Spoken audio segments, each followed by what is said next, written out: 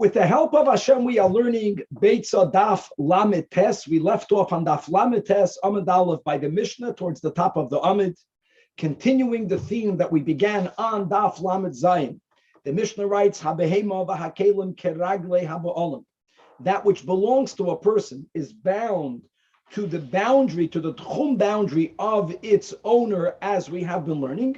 The Mishnah now is going to speak about a coal that has a burning flame attached to it, a gacheles, versus shalheves, a flame without a coal, as we'll explain what that means. And as we'll see, that the gacheles that has a flame connected to it, a burning coal, will be bound to the tchum of its owner. But a flame itself, since a flame is not substantial, let's say, for example, you lit your candle Erev Yom Tov, and on Yom Tov, I lit my candle from your flame. I am allowed to carry my candle to where I am allowed to walk, even though you may not walk there. Because a flame, being that a flame is insubstantial, the flame is not connected, so to say, to the tchum of its owner, but anyone can take the flame wherever they are allowed to go. And since the Mishnah speaks about the difference between a gacheles and a shalheves, between a burning coal and a flame itself, the Mishnah is going to give actually a total of 3 areas in halacha where we have a distinction between a gacheles and a shalheves. The Gemara is then going to quote a Beitzah that gives a total of 5 halachas in which we differentiate between a gacheles and a shalheves. We're going to also explain the Mitzias. There's going to be other circumstances, for example, when it comes to the prohibition of transporting, of carrying, of doing an act of hoitzah on Shabbos, that if a person carries out a flame itself, they won't be chayev. And we'll explain, Pashat, what does that mean? What's the mitzias of moving a flame without a coal itself? The second Mishnah on Daf Lamed Tes is going to continue on the same theme. Again, the items are bound to the tchum of their owner. So if you have a boir, a water hole, or a well that belongs to an individual, the water that's drawn out of that well will be bound to the tchum of the owner of that well. If the well belongs to a city, to the people of the city, then it's going to be bound to the tchum of that city. And now we're going to learn about a unique type of water well system that was created by the Yidden who lived in Bavel during the times that we built the second Beis HaMikdash, and continuing throughout Zman Bayesheni. Most of the Yidden in Bavel did not immigrate to Eretz Yisrael, but they went there very often. And we wanted to make sure that those who travel will have ample water supply when they go there. So boiros, water pits, water reservoirs were built for the Jewish people. We're going to learn about the unique status of water that came from those pits. In other words, are they ownerless, or do they belong to everyone, as we will develop? Really, the Gemara is going to speak about a scenario that if someone drew water from such a boir, but he didn't draw it for himself, he drew the water for someone else, there'll be a machlokes amoraim as to which tchum will the water acquire, number one, either for the person for whom it was drawn, or the tchum of the person who drew it. And the Gemara is going to have 2 different approaches to understand the underlying rationale behind this machlekes, and much, much more. Let us start on the top Mishnah, on the first Mishnah, on Daf Lamed Tes. Says the Mishnah, hagacheles, a burning coal, keragle haba'olam, is restricted to the owner's tchum. And we'll see in the Gemara moral details about it. In contrast, shalheves means a flame. B'chol makom, a flame is not bound by any tchum. And as Rashi gives the example, that if you lit your candle Erev Yom Tov, when Yom Tov came in, you owned it, you owned the flame. If I now take from your flame and light my candle, I am not bound to your tchum. And consequently, someone takes it from mine, they're not bound to my tchum, because a shalheves, being that it's considered something that has no substance, is not bound to any tchum at all. Now, obviously, the person who's taking it somewhere, that person is bound to a tchum, but not the fire, not the flame itself. And now that the Mishnah spoke about the difference between gacheles and shalheves vis-a-vis the laws of Tchumen, continues the Mishnah, gacheles shal hegdish, if the hegdish owns a coal that's burning with a fire, and someone inadvertently will take benefit from that flame, right? They'll use that fire, moy alin ba, they will be chayv or karban hasham me'ilos.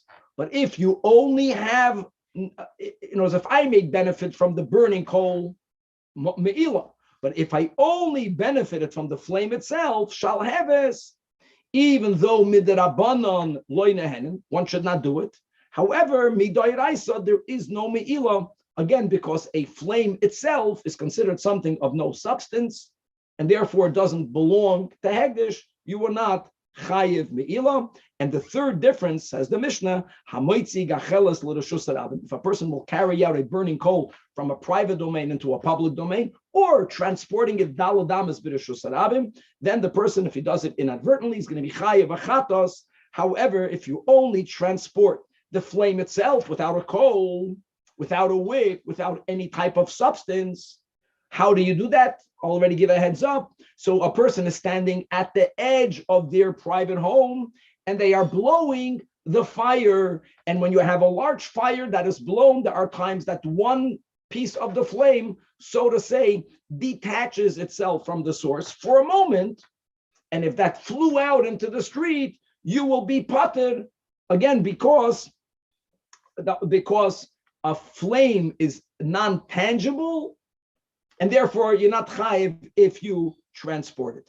So the Mishnah gave three halachas, and where we differentiate between the gacheles and the shalheves. Says the Gemara, Tanach Rabbanan, we'll learn in the Beitzah, actually, chamisha devarim number of gacheles. We're going to have 5 halachas in where there is a difference between a burning coal and a flame.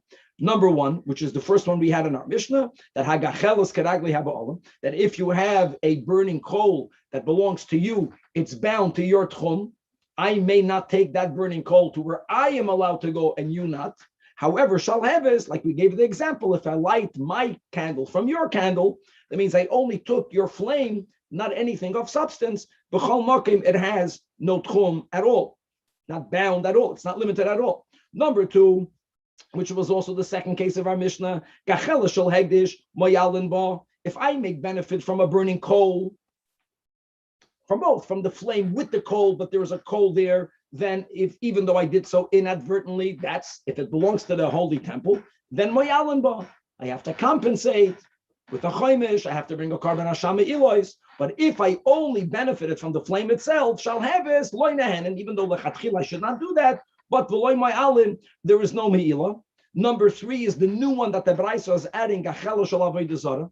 If you have an idol that's burning, or if something was burnt for an idol, either way, that is something which is considered avodah zarah, and therefore asura, as it says in the Chumash, that lo yidbak beyotcha mu'uma, nothing connected to the avodah zarah, right, should be connected to you, meaning to us, the Jewish people. But again, shalheves, if there's only a flame, then muteres, because it's something that's not, it's a non-tangible. Number 4, which is the third one of our Mishnah, the end of the last narrow lines. But if you only carry out a shalheves, you're potter.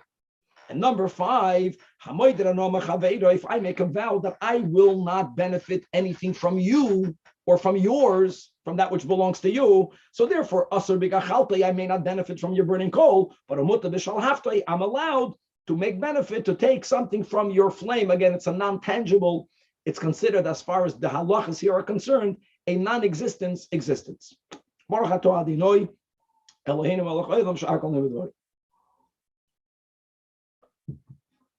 right. That there isn't even a rabbinic prohibition, completely permissible. Why is it that if a flame belongs to hegdish, at least we said loy nehenen, there is an isun midrabanan? Answers the Gemara, avodah zarah, that a Jew by nature, the me'isa, a person is repulsed from anything connected to idolatry. And therefore, naturally, ubedile inish minei, people distance themselves from avodah zarah. So there was no need to make a rabbinic fence. If you're only taking from their flame, we're not worried that that's going to lead you to anything more. However, a hegdish, since the loimois were not, God forbid, they're repulsed by hegdish, therefore, v'loi bedila inish b'nei, people don't distance themselves from hegdish. Therefore, the Chachamim, at least midrabanan, said, even though on a biblical level, since a flame is not non-tangible, it's a non-existence existence, there's no me'ilah, midrabanan don't have benefit. Second, Tosfos in the Amid reminds us, not that long ago when we learned Pesachim Davav, we were speaking about what should one do if you find chametz during Yom Tov. So we spoke about that on Yom Tov, you have to cover it. However, says the Gemara over there, that if the chametz that you found on Yom Tov belongs to Hegdish, you don't even have to cover it, because people are badil, people distance themselves from Hegdish. Here we're saying that from Hegdish, people do not distance themselves. So Tosfos says that bedila minei, distancing oneself, is relative.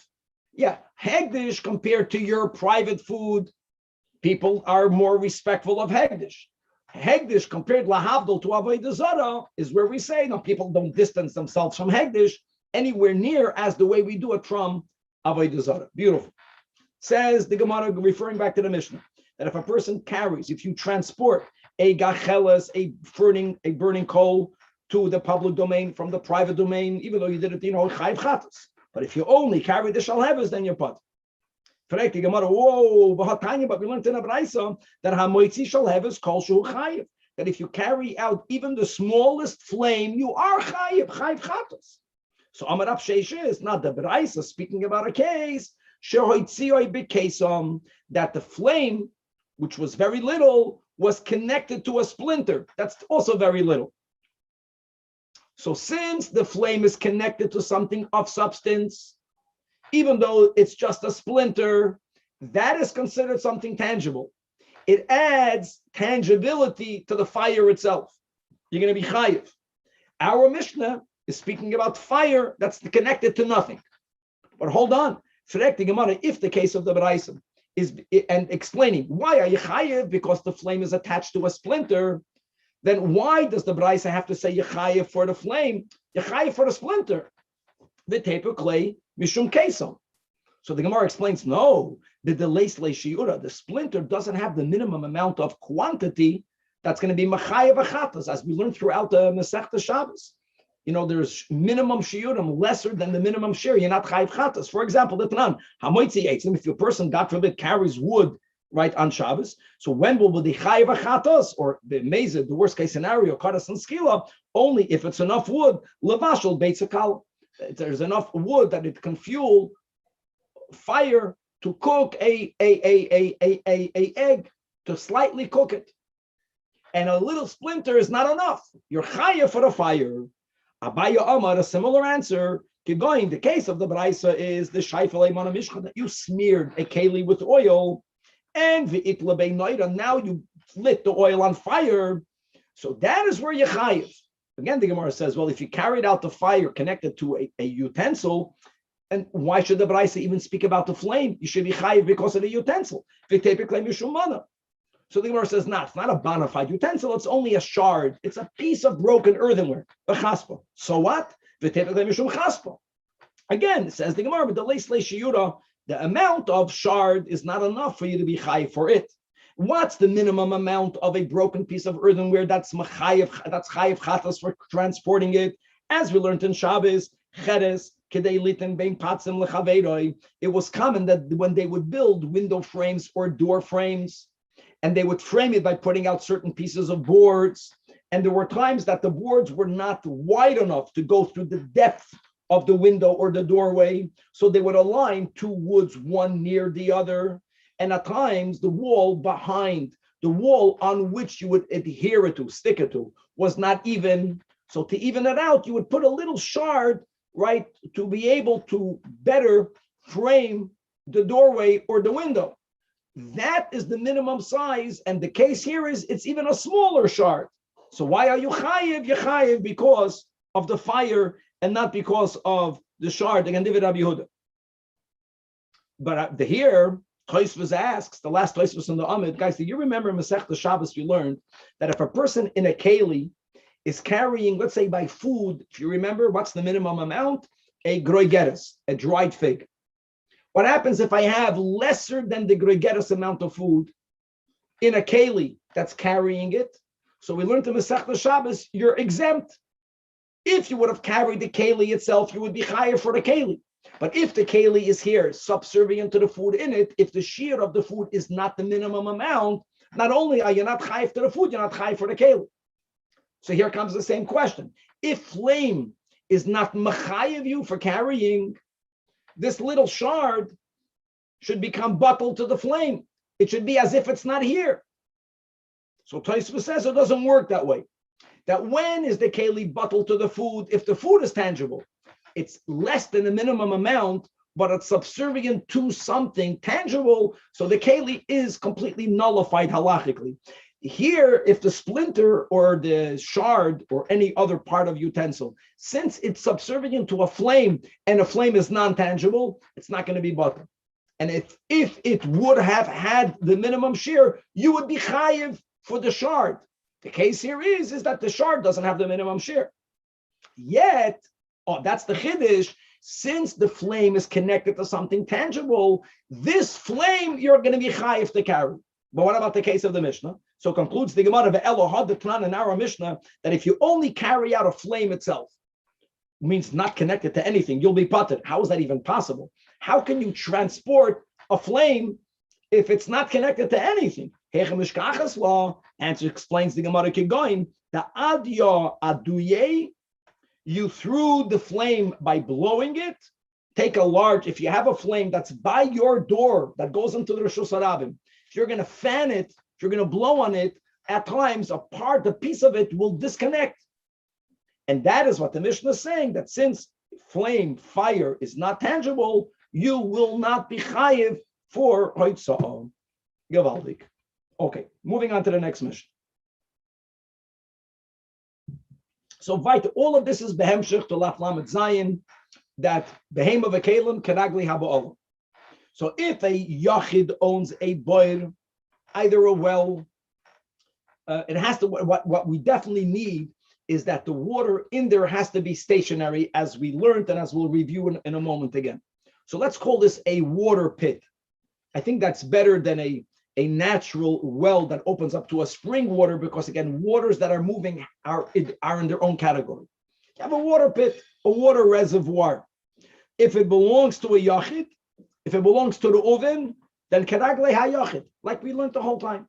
And even if Shimon took out the water with the reshus of Reuven, and Shimon has another tchum, the water is bound to the tchum of the owner that had it in his or her control at the onset of Shabbos or Yom Tov. If the boy belongs to the city, so the Mishnah has a chiddush, keragle anshe oisah. It goes to the boundary of the city.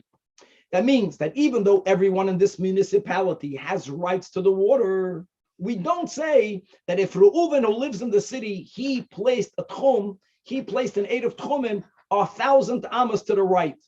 We don't say that when he draws the water, he can take it to where he can go. Since it was in a municipal, to a city boyd, it's bound to the tchum of that city, regardless if the individual who drew the water, Bereshus, has the same tchum of the city, or if he or she made their own tchum. And now the third case in the Mishnah, Vishal Oili Bavel, like we spoke on in the introduction, that there were water reservoirs, water pits, boirois, that were made by the community for the benefit of all of the Jewish people, for them to have an easier time going to the Holy Land. So here says the Mishnah, Chidish Keragle Hamemale. Our Mishnah holds that the water is considered ownerless, hefker. And even though we just learned in the last year, earlier on this morning, the Shita, the unique Shita, the Das Yachid of Rabbi Yechanan the Nuri, that Cheftzei Hefker Koinen Shvisa, we don't go with that opinion. We go hold that ownerless items has no tchum, which is very advantageous. So it began Shabbos and Yom Tov with no tchum. So whoever is the one that drew the water, they can take the water to wherever they can go. There is no limitations. There is no tchum of that water. So some organization did dig those borot, Rabbi. What do you mean ownerless? How is it possible? If you have people, Yakir, that built, we're going to learn soon today, on today's daf, and daf lamed tes amud beis. If you have people that build a mikveh for the city, so we consider every person in the city part owner in it. If there are certain things that were funded by the collective, but it was given over to the point, not given over to every Jew, it was declared hefker. That's what the Mishnah is holding. Allowing anyone to take whatever they want whenever they seem fit. Okay, says the Gemara. Rami lei Rava le Rav Nachman concerning the opening din of our Mishnah that boir shel yachid, that if an individual owns a water pit, the water is bound to the tchum of its owner, which makes sense. I got a problem. Says in a Beitzah v'reminu noharis hamoishchen, flowing streams, or umayonis hanoivim, gushing springs. Harei hein keragle kol adam. In other words, they have no tchum. Anyone can take it and take it to wherever they can go. Now, this Beitzah isn't only speaking about ownerless rivers and springs. The Beitzah doesn't make such a statement. It will also include to rivers and springs that are in someone's private property that are privately owned. And yet the Beitzah is saying that water that's drawn on Shabbos or on Yom Tov, right? Shabbos B'chal you can't carry unless there's an Eidov. So let's speak about Yom Tov. There is no tchum. So answers the Gemara, Amar Rabba, we haven't it amended in the side. And guys, we had this already. We learned this extensively in Masechta Shabbos. That Hachabamay Askinon b'mechunasim. Our Mishnah, boir means a boir that is a pit, and you added water to it, whether it's rained in it or whether you put water. The water is stationary. That's key. Water that is moving when Shabbos and Yom Tov comes in. The rule is, since it's 90, since it's moving, it does not acquire a place of where it took on Shabbos, and it's beyond the laws of Tchum. How great is that? And our Mishnah is b'mechunasim, and indeed, that our Mishnah is only speaking about mechunasim. And you should know that you have to say that, because many times where Chazal will use the word a boir doesn't have to mean mechunasim. Actually, in my mind, a boir is always, a well, you dig and you found water. The water that you find by digging down, that's not mechunasim. That's a bottomless pit. The water is constantly replenishing itself. The water is moving. That water, Taika, has no tchum. And the third type of water pit of the Mishnah, guys, we are on Daf Lamed Tes, 4 or 5 lines from the bottom by the 2 dots, the shell oily bubble, the water pits that were built by the Jews who went to the Holy Land during the beginning of the times of the Second Temple. And the highways that were made and the convenience that they made sure every Jew will have for him or her to be able to go to Israel easier, the pits belong keragle hamamale. In other words, our Mishnah holds that the water in there has the status of hefker. Our Tana holds that hefker it's not bound by any tchum, so which is great. So you don't have to worry about, can I take the water or can I not? Wherever you can go, you can take the water. Now, listen to this case. 3 lines from the bottom. This case will go until the end of today's show. Itma. It was stated, Mila v'nasan l'chaveri.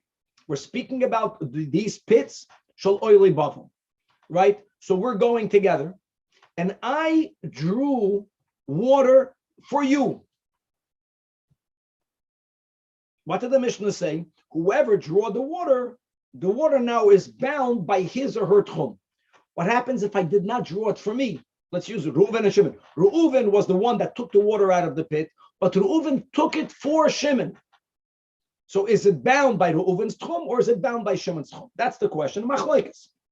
Rav Nachman says that keragle mishin esmalu loy. In other words, it's going to be bound by Shimon's tchum. And says Rashi, 4 lines from the bottom, because we view Reuven as Shimon's shliach.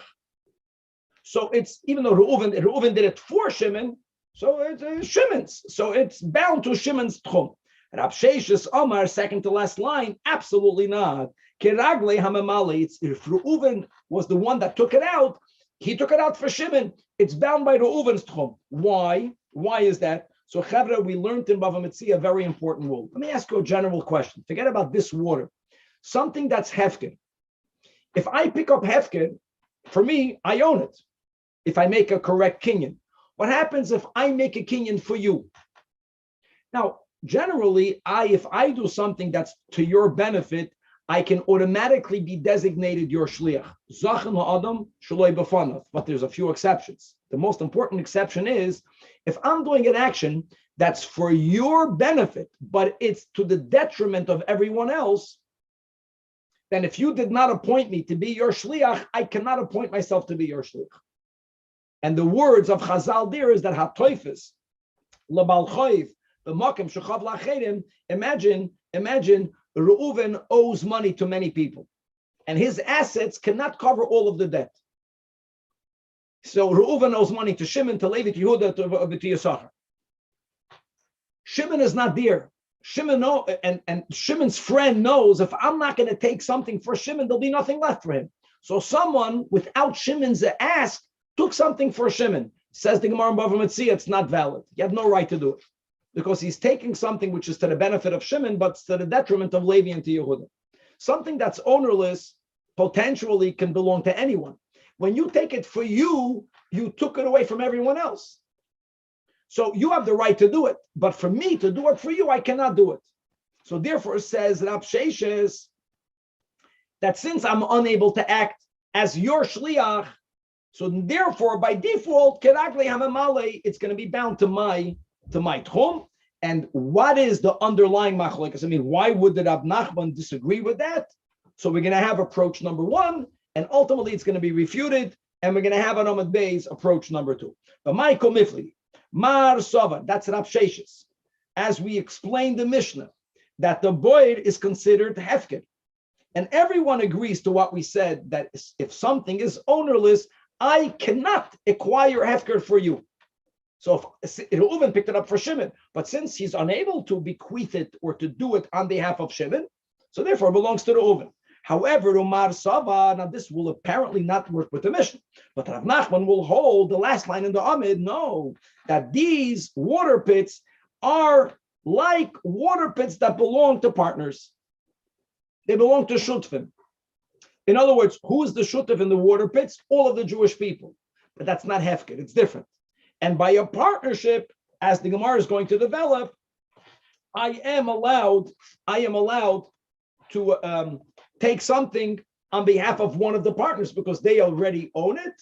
And furthermore, as we'll see on Amid Beis, this goes back to Bereira. It was always theirs. And we're going to develop this more on Amid Beis.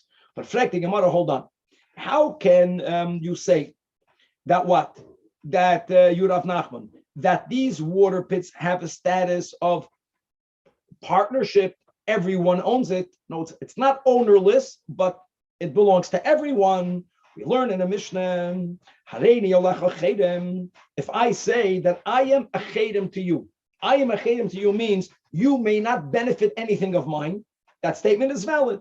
Hamudar asr, the person against whom the vow was said may not derive benefit from me who declared the vow. Simple. Daf lamates amid beis. Case number two. In the reverse, if I say Hare ata alai chedem, you are chedem to me, which means that all of yours, I may not benefit from you. Right? Hanoider aser, the one who made that declaration, cannot benefit from that person. What happens? That's going to be the key case. Hareini olecha va'ato olai. I'm forbidden to you, you're forbidden to me. Then shnei masurim zebuzeh. Then I cannot benefit from you, you cannot benefit from me, and yet umutarim b'shol oilei bavel. In other words, all of the things that were made by the Jews who went back from Babel to Eretz Yisrael, which will include these pits, they are considered ownerless. Since they're considered ownerless, it's not included in the neder. That seemingly goes against Rav Nachman, who's saying that everyone is considered a partner. However, if you have municipal property, this is a very important halachic concept. Municipal property It's not ownerless. It's considered things that belong to everyone in the city. And since I have some ownership in something that is municipal, if I made a vow disallowing you to benefit from me, you cannot benefit from anything that's in the city. So a city park, you won't be able to go to, because my part is asur on you. Your part is asur on me. And weiter. What are the things that are considered ownerless? Temple Mount, all of the lishkos, all of the chambers of the Holy Temple, all of the courtyards of the Holy Temple, and all of the water pits that we build going from Babel to Eretz Yisrael. Right? It sounds like it's ownerless. And now let's just conclude the Beitzah. Let's conclude the Mishnah. And the Mishnah concludes, what is considered municipal property? All of the streets in a city, the Beis HaKnesses of a city, the Beis HaMerchatz, the bathhouse of a city. And now the Gemara concludes, if you hold, you Rav Nachman, that the bira, that these water pits and the water in it is considered the shutfahu, then amay muter. Now really, the question could have stopped over here, as the Rishonim point out. But now we're going to bring another Mishnah that writes clearly that hashutfim shenadru hana zemizeh, that if two partners make a vow, then the din is asurim likonis lechatzer. They might not go into a jointly owned chatzer. So therefore, the water pit cannot be jointly owned, the way Rav Nachman says. So the Gemara attempts to answer. Listen here. Really, if the issue would have been whether they are allowed to bathe in the water pits, it's collectively owned. It's collectively owned. However, the topic is only about lamalis, only about filling up a little bit of water. When I bathe in a water pit, I am making use of all of the water in the water pit. When I am drawing up water from the water pit, if we're going to subscribe to Breida that we just learned about, to retroactive clarification, I can argue that the cup of water that I took always belonged to me, never belonged to you. And that's why, even though I'm a person who says, Hareini Olecha Ba'ato Olai, you are allowed to draw water from the water pit.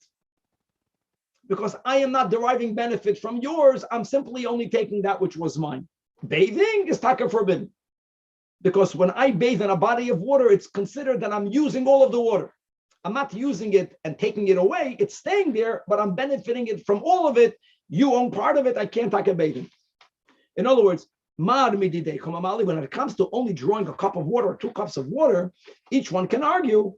That's why the Mishnah allows one to do it, even though there was a vow. I'm taking from my own. Umar mididei kamamale. Obviously, by the way, Rav Nachman will hold that Harabayis is hefker and the Lishkars are hefker. This is only explaining the nuance of taking water from these pits.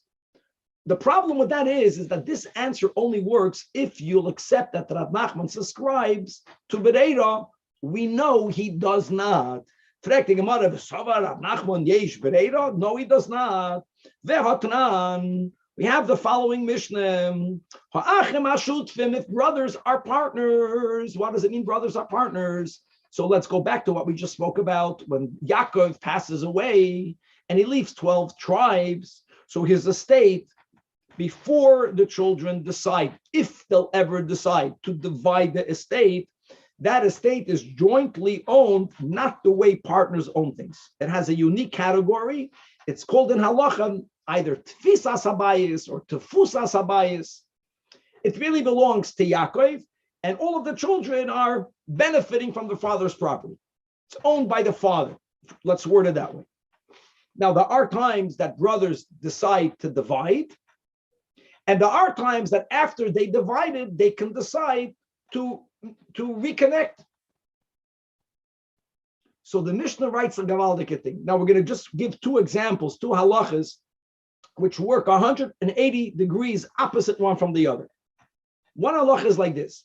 When we have to give a half a shekel, as we just learned shkolim, if you remember, when you would give a half a shekel to a banker, bankers did not like to keep half a shekel coins because many of them were used very often.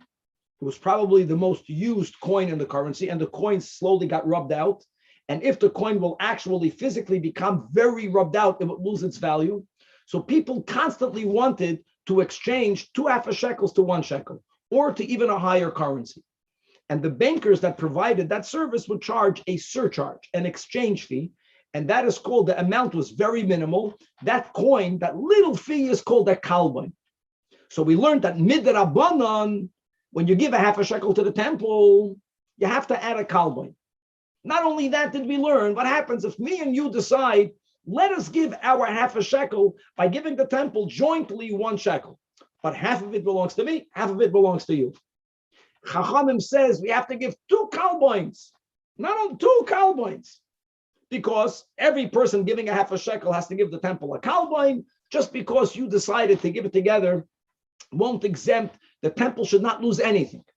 However, if a father is giving for his sons their shekel, and he has, let's say, 2 sons, and he's giving 1 shekel for 2 of his sons, the father doesn't have to give both kalbons. If the money is coming from one individual, not from partners, then there is a certain exemption when it comes to the kalbon. If it comes from partners, you have to give 2 kalbons. If it's coming from one estate for his children, no 2 kalbons. Let me give you the opposite halacha, the halacha of Meiser Behema, that when we have animals and this domesticated animals, and they are born from that year, and then later on they broke it up into the 3 periods during the year, we have to give a tenth to God with all of the rules of Meiser Behema. There is a halacha that if an animal belongs to 2 owners, it's automatically exempted from Meiser Behema. Whenever there is ownership as partners, there is an exemption of Meiser Behema, and there is a chiyuv to give 2 kalbons. Wherever something belongs to one, like the estate of Tefilla Sabayis, if the brothers Bechlal did not make any divisions, we view it as property that still belongs to the father, so that will be obligated in Meiser Behema. But if the chatzi shekel will be paid from that estate in the coinage of 1 shekel for 2, then they won't have to give 2 kalbons. So let's read it inside. If we view them as partners, which means that they divided the estate and then they recombined. But now if they recombine, they're considered bona fide partners.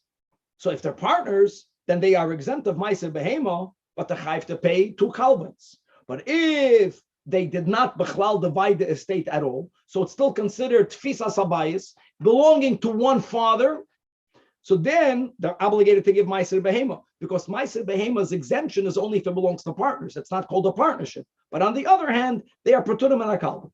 Simple. Now, on that, for Amar Rav Anon, Loi Shonu, that when they divided and then they recombined, we view them as normal partners. We don't view that as they went back to the things used to be. That's only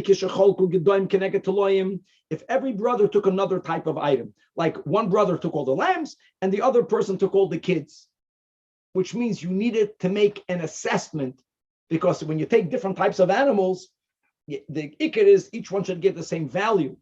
Or if the bachar is getting pishnayim, but you have to know the value. That's a real division. And then, even though you recombined, it's considered a new partnership. But if when the brothers divided, let's say the father left 10 goats and 10 sheep, and 2 brothers, and that's a 50-50. And if this one took half of Gedoyim and the other one took the other half of the Gedoyim, half of the Toloim and half of the Toloim, and then they recombined,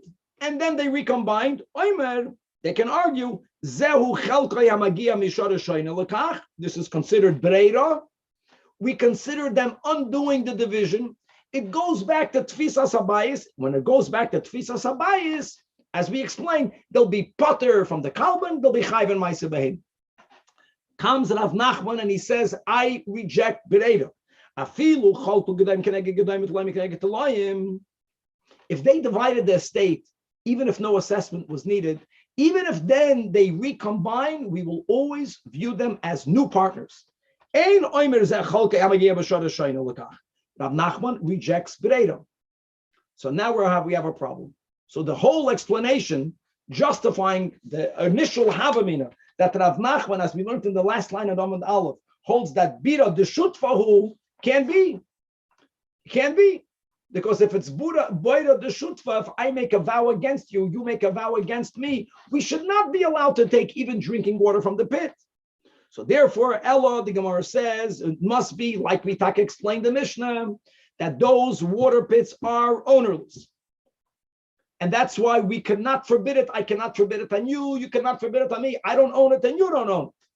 Ella, so let's go back. So what's the question? Question is again, when I drew the water, for you, whose tchum is it limited by? So Rav Nachman says that it's keragle mishana smaluloi. If I picked it up for you, it's bound by your tchum. But how does that work? A ownerless item I cannot acquire for you. So how can it be bound by your tchum? So the Gemara gives a gavaldic answer. Elohacha b'magbia mitzia lachaveiroi komifligi mar sova kana umar sova loy kana. Let's go to this halach itself. If I pick up a hefker lost article for you, we already quoted on Amud Aleph. The Gemara says in Bava Mitzia, I cannot represent you if you did not ask me, because it's good for you, but it's detrimental to everyone else. Fine. Did I acquire it? That's the question. You did not acquire it until it comes into your possession. Did I acquire it or not?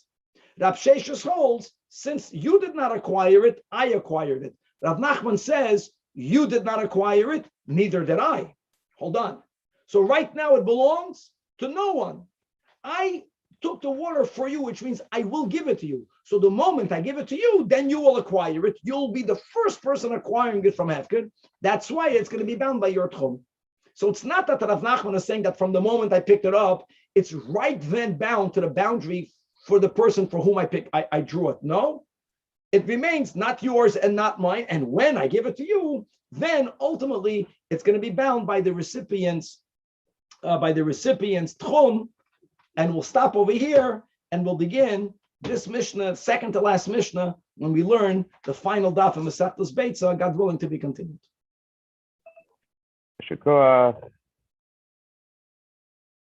So a Beitzah Knesset is owned by everyone in the city? Yep. The diuk. It's not hefker, it belongs to all the, yeah. That's until today.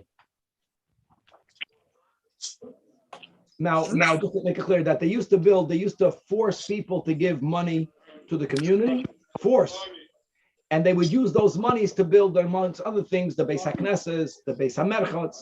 Now in America, it's a whole different system. No one is forcing anyone to build anything. In Israel, it's still the same. It's by the Rabbanut. In Israel, it's different. I'm saying, but here in America, you fundraise. And if you fundraise, then there's a certain argument to be made that the donors have a certain ownership more than the other people.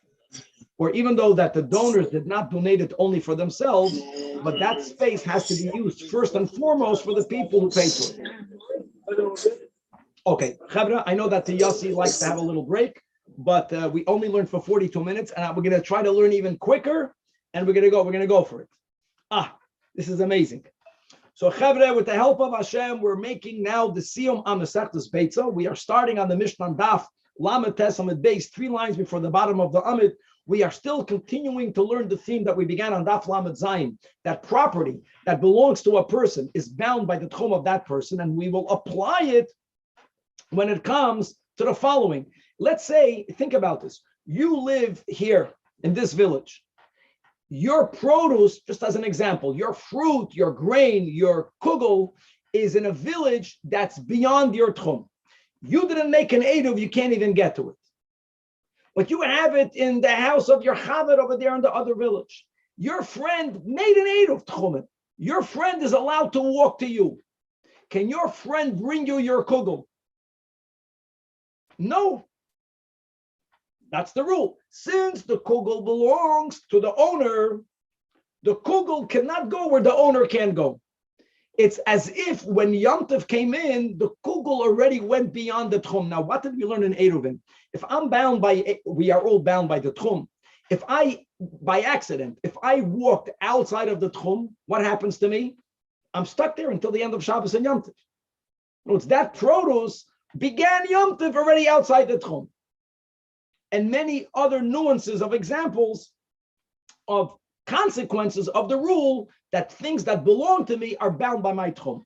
The big topic that we will have on Daf Mem will be, how do we view a custodian? We learned before that ownership doesn't have to mean ownership. If I borrowed something from you before Yom Tov, it's going to be bound to my Tchum because it doesn't belong to me, but while I have it borrowed, it belongs to me. It's under my control. What happens if I'm only a custodian? So do we say that the custodian is the owner? Or do we say, no, that the owner is the owner? The custodian is only a shomer. That is a machlekes between Rav and Shmuel. Rav holds that the tchum will be of the custodians, of the shomer. Shmuel will hold that it belongs to the mafkid, to the owner. And we're going to go back and forth trying to understand what is the machlekes between Rav and Shmuel. And the final Mishnah that we will have in Beitzah, Daf Mem Amud Aleph, it's a small daf, is going to be the differentiation between two types of animals. One type of animal is called range animals. Range animals means midbariyos. Midbariyos are animals that they pasture freely outside the city. We will see when do they return. But if they are considered range animals, they are muktzah, which means you can't shech them, even though you own them. But they were outside of your mind. You did not have in mind to use them on Yom Tov. If they are bayosois, if they are domesticated animals, then like the din of the animals, you are allowed to shech from them from Yom Tov. This is going to quickly go back to Rabbi Yehuda, Rabbi Shimon. How broadly, how narrowly do we apply muktzah? And when we finish, we're going to learn a few words of the Rebbe that we have in Toras Menachem from Tafshin Yud Beis regarding the Hasidic understanding of this topic of animals that are midbariyos versus animals that are bayoses. As you can just imagine, we're speaking about the God, the animal soul, and muktzah, not muktzah. We'll see what that means on a deeper level. But let us begin on Daf Lamed Tes Amud Beis, beginning with the Mishnah. Mi shahoya peirosav be'ir acheres. You own produce. You own fruit. You live in LA. And let's say Topanga, just for the sake of argument, is outside the Tchum. You did not make an aid of Tchumen. If you would have made it, you would have been allowed to walk there.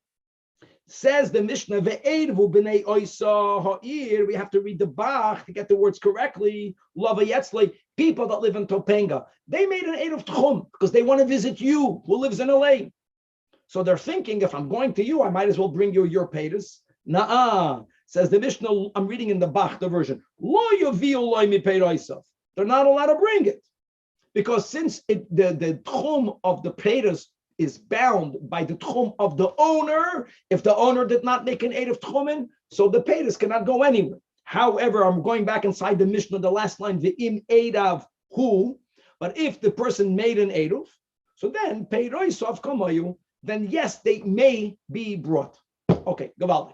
Number 2, Daf Mem on the top.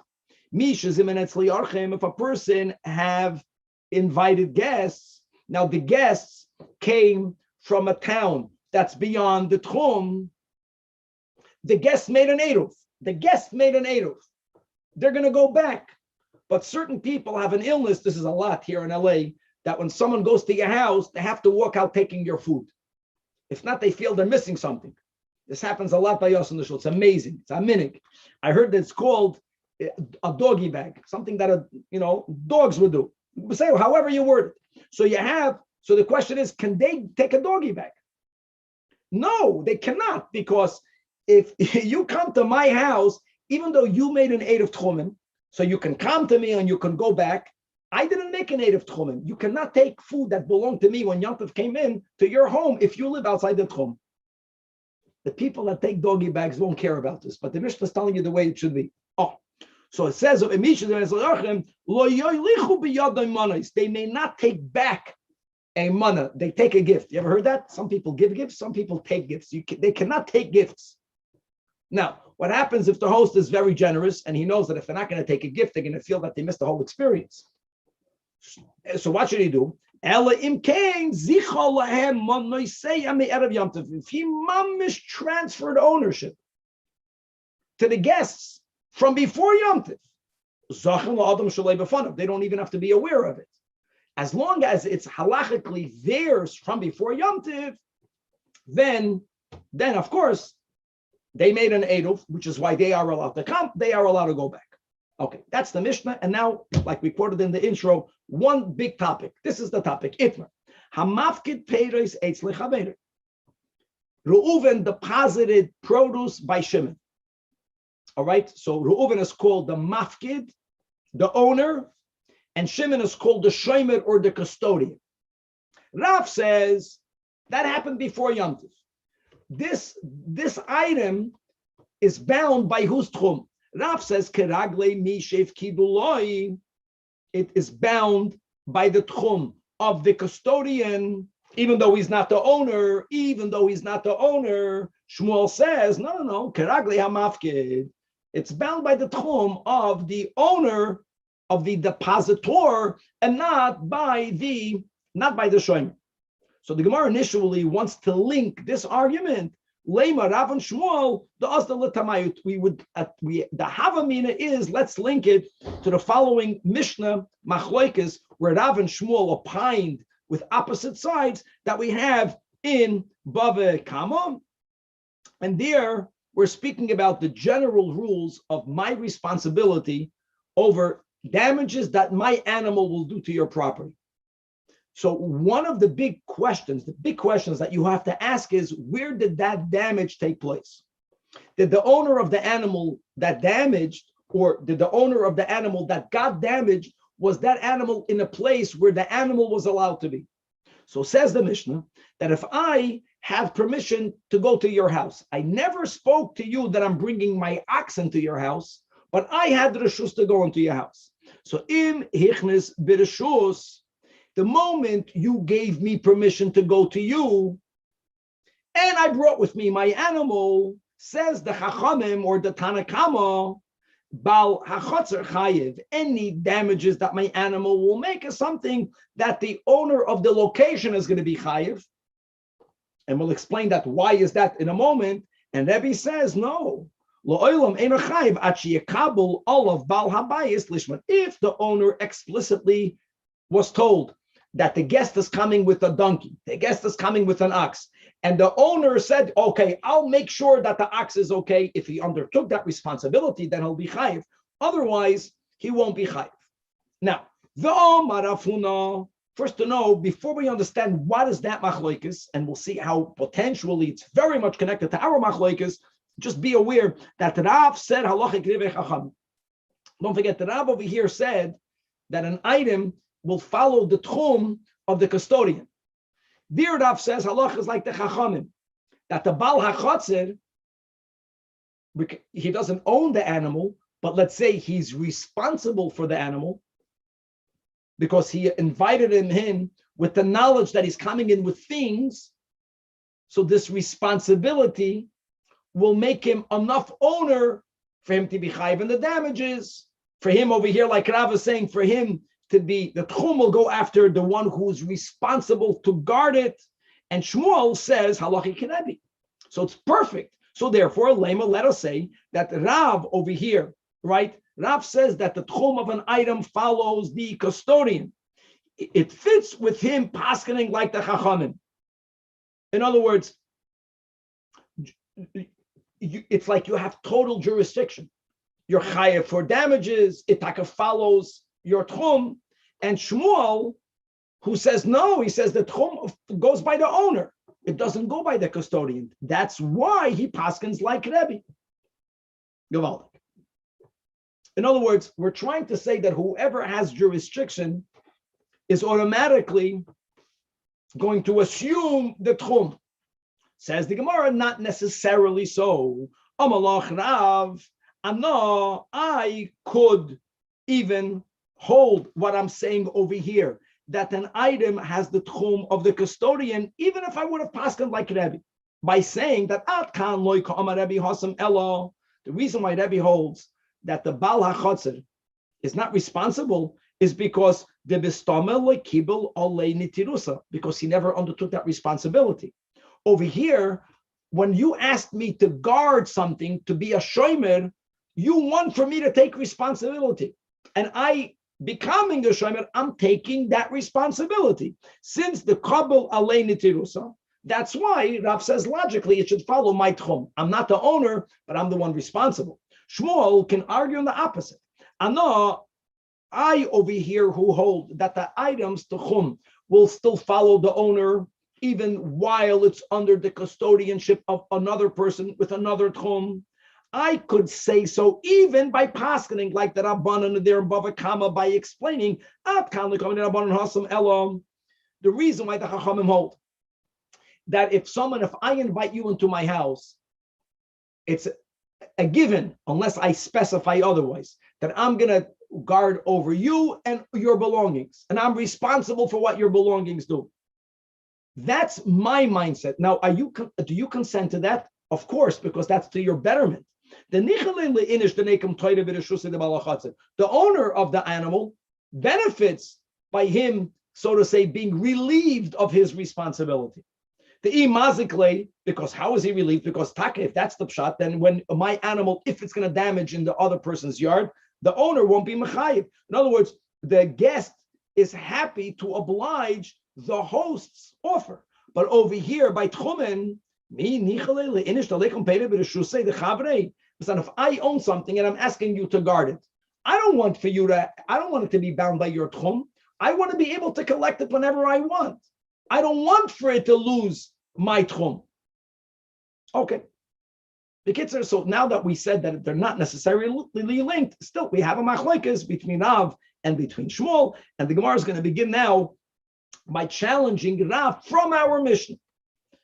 Now, the Gemara is not quoting the opening of the Mishnah, and the Tosfos and other Rishonim Taka challenge why not, but clearly from the second case of the Mishnah is that if I have produce in someone else's city away outside the 2,000 amas, but if I made an eruv, says the Mishnah, the im eruv who, then my paytas can come back to me.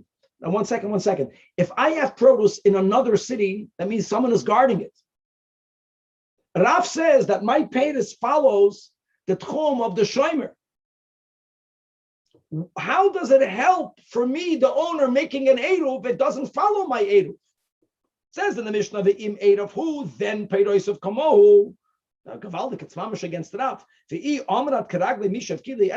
something that is now being guarded by someone else, if someone is in someone else's property, it doesn't make a difference here. Then the rule is going to be, like Rav says, it now is bound by the tchum, by the shomer. Who cares if the owner made an eruv? It's not bound by my tchum. So answers the Gemara, the last narrow line, that they explain this in the yeshiva of Rav, that the case of our Mishnah must be even Rav will agree that if I left my article in your house, but you gave me a corner that's designated for my article, it's almost as if I rented that corner from you. That part of real estate belongs to me. The items in that corner are in my property. And even Rav will agree in such a case, they're bound by my tchum. When does Rav say that the item follows the tchum of the custodian if it's taka in the custodian's property? The moment the custodian designated an area like we do when we sell the chametz, we don't just sell the chametz, we lease the area in where the chametz is placed. Then it's completely out of the dominion of the custodian. Gavaldik. Tashema, another attempted question against Rav from our Mishnah, top of the Amid, right? Going back to the top of the Amid, that means if a person invited guests, the guests are coming from beyond the Tchum. The guest made an eruv Tchumen, the owner did it. So then the Mishnah says, well, the guest may not take back a bag of food, a gift of food, because it belonged to me. Elim Kain, Zikolahem, Monasemed, unless I gave it to them, I gifted it to them, I was mezakeh to them from before Yom Tov. But here again, my friends, if I say that this belongs to you, but it's still in my house, I'm the shomer. According to Rav, if I'm the shomer, it's still bound by my tchum. So how can you take it home? The it's simple. Then who cares? It should not make any difference. It's still, so to say, in the host's physical possession. So the Gemara answers a few answers. First of all, Hachinami, Kiven shezichol lehem alidei acher, kimi sheyichol lekeren zavius dami. Why did I bequeath it to you? Why did I bequeath it to you? Because I want you to be able to take it. So the act of bequeathing something from you means that it's as if I mamish gave it over to you, the item with the property, and yes, and it's therefore going to be bound to your tchum. If you made an eid of tchumen, the fact that you came to me means you made an eid of tchumen, you can take it back. The iboy yisema zicha shani.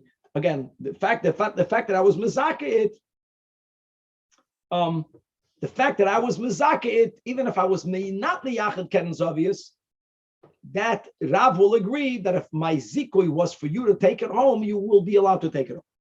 Okay, now the Gemara says a story.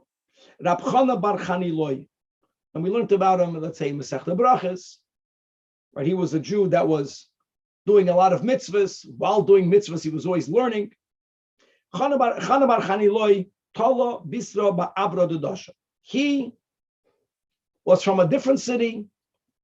He came to this current city. He bought meat, he hung it, or it was hung for him on the hook of the door of his host's home.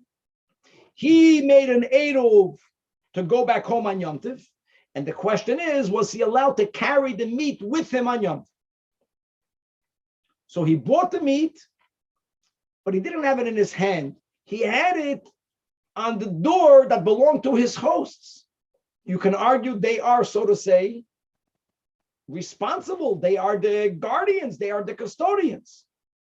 So also the Kame de Rafuna to find out whether he can walk back with the meat on Yom Tov, Amarle. So he says it depends.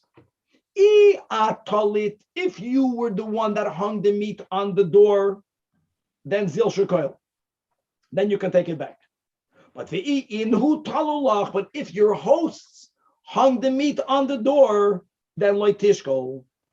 Now the Gemara wants to understand, why do we make such a difference?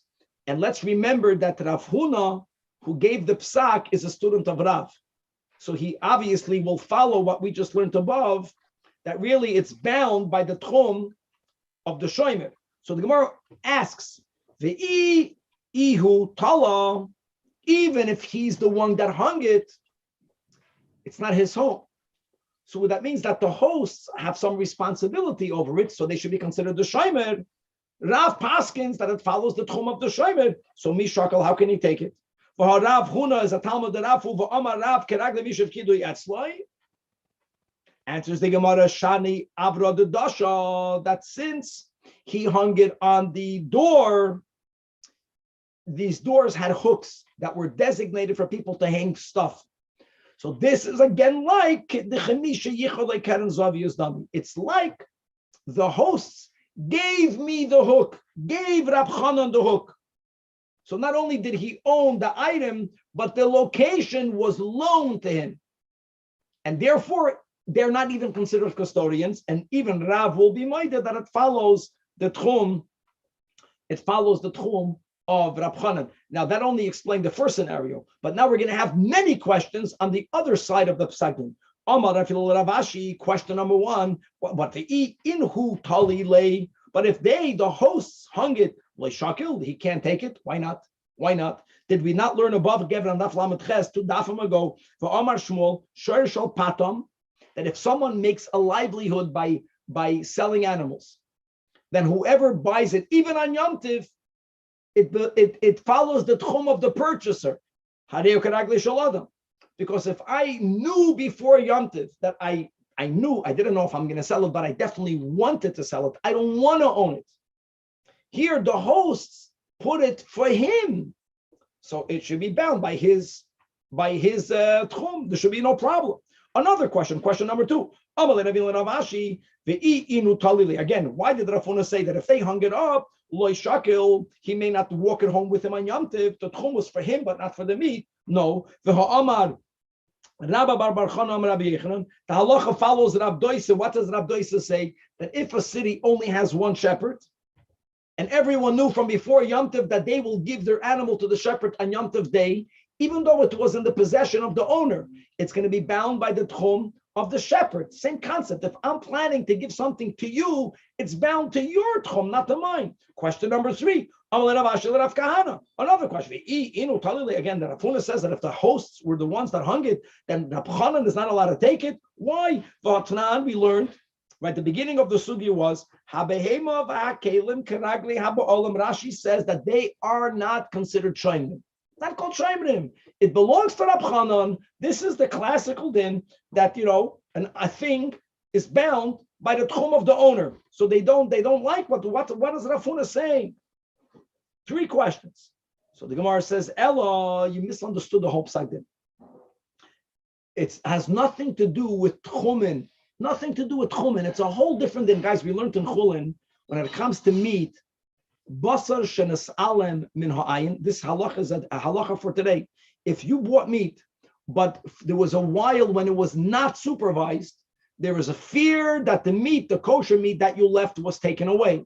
The meat that you found is another meat. If you recognize the meat, then there's no problem. If the meat was wrapped, no problem. Rab Chanan was unique. Rab Chanan was a person that even when he bought meat in a butcher's shop, lav dafka, he would ever recognize that meat, because he was constantly learning. Says the Gemara, Shani Rab Chana bar Chaniloi, the Gavra Rabahu. He was a great man. Great man meaning, not a great man because he spent 18 hours a day in the Beis Medrash. He was a great man that even when he was in the market, his feet were in the market, his head was in Torah. V'tonet b'shmaitze. He can buy something and not even know what he bought.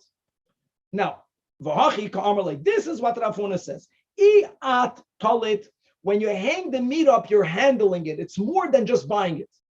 If you hung it up, then islach simana b'gavei. You took note. At least at that moment, you saw it.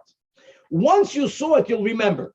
Then we're not concerned that even though it was left unsupervised, you'll recognize it. People remember something if they noticed it at least once. Then zil shkoil. But if other people hung the meat up for you, unique, then maschat daitoch, you never notice the meat. Don't take it, not because of tchum, because maybe the meat is not even the kosher meat. Maybe it's some treifa meat that was replaced with the kosher meat. Okay, Chavra, now we are learning the final Mishnah in the Masechta. The Mishnah speaks about watering animals, but it's clear, and we learned this on Daf Chav Gimel Amud Beis and Rashi, we are obligated to feed our animals, unless the animals have food in nature. Remember the fish, you don't have to feed your fish, not fish in your fish tank, because in the fish in the pond. So feeding, food, water, if I own an animal, I'm not even allowed to eat before I feed them. The Mishnah is speaking about shechting. It also, as the Gemara will point out, that's a good advice, that when people shecht an animal, and one of the first things you do is that you take off the skin, you skin it. If the animal would drink liquid prior to shechita, it's going to be a lot easier to skin it. That's just a side thing. Says the Mishnah, Ein mashkin v'shechten, you may not water and shecht. It's about shechting. Animals that are called midbariyos, range animals, even though you own it. If the animal is not living with you, as we'll define better, it's set aside from your mind. It's not muchand, it's not prepared, it's muktzah. You can't shecht it. Avol mashkin v'shechten es habayosos. Domesticated animals could be watered and slaughtered. Now, how do you define bayosos? How do you define midbariyos? Says the Mishnah, Elohein bayosos halon is be'ir. If animals, even if during the day they go out and pasture, if they come back and sleep in the city, they're called domesticated animals. Not even in your property, in the city. Midbariyos, literally it means the desert are animals halonis ba'afar. They sleep in the pasture. They don't even come back to sleep in the city. It has to do with where they sleep. Okay, so first of all, the Gemara wants to know, the topic of the Mishnah is just to introduce that even though we are allowed to shecht on Yom Tov, but if the animal was completely out of your mind, it's muktzah. Why did the Mishnah speak about watering it? And as we explained, it's not an animal has to be fed if it needs you to feed it, if it's yours. So the Gemara says, we're teaching something on the side that the lashke inish behemta, it's better for a person first to give water to one's animal and right afterwards to shecht it, mishum sircha the mashcha, in order for the mashcha, for the hide, not to adhere too tightly to the skin. You're going to have a harder time skinning it. In reverse, if it drank a lot of liquid, that liquid was not yet absorbed in the body. So therefore, it's going to help you skin it with greater ease. Now, our Mishnah gave a very simple sign or a rule how to define midbariyos versus bayosos, but now we're going to elaborate. What animals are considered range animals? What animals are considered domesticated animals? Midbariyos, says the Beitzah, kol sheyotzos b'Pesach, if they go out to the fields in the beginning of spring, Pesach time, v'royos ba'afar, and they sleep mamish, they don't even come back, they sleep in the pasture, they only come back, but even during the first rain season, which happens to be in the month of Marcheshvan. That's called midbariyos. Even though during the rain season they hang out in the city, but if they're out there from spring from Pesach until Marcheshvan, however, ve'elen bayosos, kol sheyotzos v'royos chutz l'tchum, but the boys v'lonis b'tech l'tchum, they can go out every single day.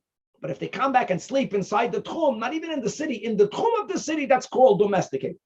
Rebbe Yomer, everything you mentioned is still called bayosos. Everything is called bayosos. What is midbariyos? Called sheyotzos v'royos ba'afar, animals that go out to the pasture. They ain't nechnosis liyishuv, they never come back home. Not during the summer and not during the winter.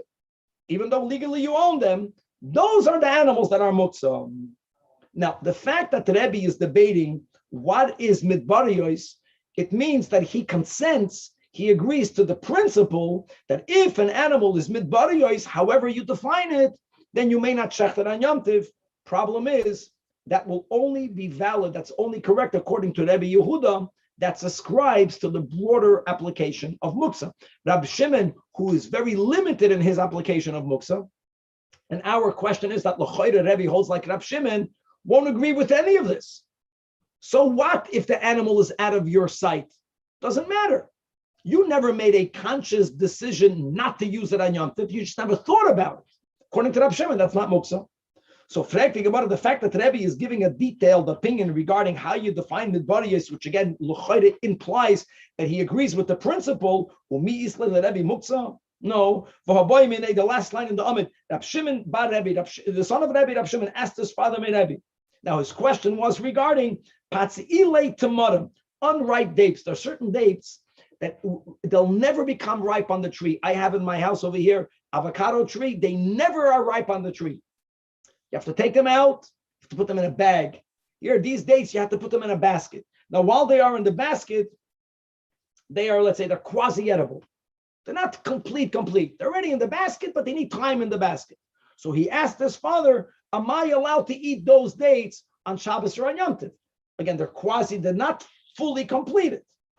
And Amalei, to which Rebbe responded, Ein muktzah l'Rab Shimon. That enechanami, this is really the machlokes Rabbi Yehuda and Rab Shimon, and he says, according to Rab Shimon, it's not muktzah. What is muktzah? Ela groi grois v'tzemukim bilvad. As we learned, when you had a fruit that was completed, like a fig when it's moist, like a grape when it's ready, you chose to dry it. While it's drying, it becomes unfit until it's fully dried. Something that's fit, and you set aside for it not to be used for a certain period of time, that is muktzah. Other than that, these dates were never fit and you made them unfit. They were never ripe. Now they are in the middle of getting ready. They're a little bit ready. According to Rab Shimon, it's not muktzah. It sounds like Rebbe agrees with this. So according to Rebbe, you should be allowed to shecht midbariyos, however they're defined. So the Gemara gives a few answers. Answer number one is Ibayasema Hani Nami Kegreges Tzemukam Dam. In other words, since they were in the city when you bought them and they were sent away even only once, even according to Rab Shimon, muktzah. The Ibayasema L'dvarav the Rab Shimon Karmelei, v'leiloi svirelei. Who says he paskins like Rab Shimon? He told his son that according to Rab Shimon, the unripe grapes are not as bad as the semi-dried figs and raisins. That indeed, Rebbe holds like Rab Shimon. There is no muktzah. All he's telling the Chachamim regarding their definition of what's midbariyos and what's bayosos, lididi and achanami ein muktzah. Lididchu, but even according to you, you follow Rabbi Yehuda, but you're giving you have to define it differently. Admit to me that the Heichel the Yotzes v'Rois b'Pesach v'Nechrasos v'Rira Shaina, that even if they only come back a few months in the year, but they come back a little bit, it's still called domesticated. And on that, the Chachamim disagree. And we'll read the words when we make the SIYUM. Now listen to the inner meaning of this whole topic. And I'm going to quote a few words, Pashat, from a Fabrengen, from Chav Dalet Tevis, Tafshin Yud Beis, and Toiras Menachem on page 254. So the Rebbe was saying like this, that we're speaking about a behemoth, the animal soul. By Yosois, as we learned in the Mishnah, what's a domesticated animal soul? An animal that comes to sleep at home, which means, I'm using the words of the Rebbe, that Simen hakoiveyas achiluk midbariyas ubayosis umakoim li nosan. Where do they sleep? It's disgusting. It's muktzah. Bayosos is an animal that comes home to sleep, even if during the day the animal is a vildachaya. But epes at night, you say Kriya Shema, there's a certain moment where you accept the balabatishkeit of someone greater than the animal, which is the godly soul. Based on this, it's beautiful what's going on over here. Rebbe, let's go as the Rebbe. You know, how do you view a person whose animal is on fire? You're going to say muktzah. Look how Rebbe limits muktzah. Koydem Kol, Rebbe says, even if the animal for many months in the year, during summer, people's animal soul is on fire. If at least during winter you come home to sleep, you're already not muktzah. Then the ending is, the end of the Masechta is that the Rebbe, if you're connected to the Rebbe's also wissen sein, that even if the animal never comes home to sleep, Rebbe holds an animal is never muktzah. Because when you're connected to a Rebbe, we have to do our own avodah. We're not giving away our avodah. But connected to the Rebbe means that there is a balabas over me. It's going to connect us to God in a way that even if the animal never likes to come home to sleep, it's never muktzah. There's always hope. Even that nefesh habahamis should not be set aside. The adarabah, you got to bring it in with the avodah of iskafia, but ultimately there'll be the success of the hisapcha, and even the behema will become transferred to kedusha. With this, we say that we concluded the final Perek, that we finished God with Hashem's help, Mesechtas Beitzah, and God willing, next year we will start learning Mesechtas Rosh Hashanah. Mazel tov, Rabbi. Yes. So it's connected to the Rabbi by in the analogy by being connected to the owner, correct? The Yes. The midbariyot. Okay. Yes. So muktzah is you're not connected to the owner, and the last boy yisema is that Rebbe is saying an animal is never muktzah. Beautiful. Because that's the way a tzaddik looks at another yid. It doesn't see. There's no muktzah. Mazel tov, Rabbi. Beautiful. Mazel tov, Mazel tov. Okay, so I guess we're going to put this line for tomorrow morning. Tomorrow morning I'm flying 6 a.m. But Thursday morning in Ohio and Cleveland, wherever that is, I never went to Cleveland. By me, Cleveland was always connected to the Lithuanian yeshivas. Cleveland, I have a tie-on, going to Cleveland. So I'm going to teach over there at 10 to 6 over here. 10 to 6. 10 to 6 over here? Yeah, 10 to 6 in the morning. Because Yeah, you have to learn 10 minutes because it's Rosh Chodesh. Yeah.